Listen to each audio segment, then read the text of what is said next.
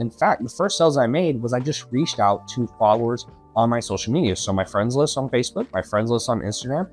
I reached out to those individuals, said, hey, thanks for following me. What's your fitness goal? And that started a conversation that then led to a sales call and led to closes.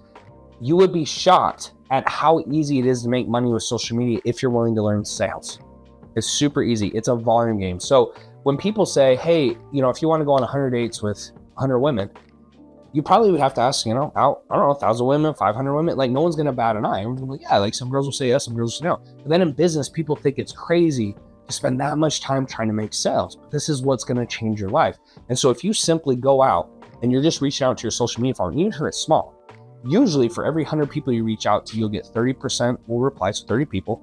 Then you'll book about 6 calls and you'll close 2 or 3 deals. That can make you a ton of money, especially if you're selling $1,500, $3,000 packages.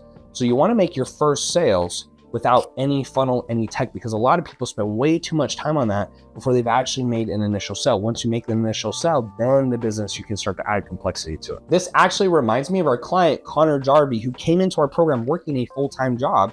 And then within 4 months, not only tripled his investment with us, but then was starting to do it full-time.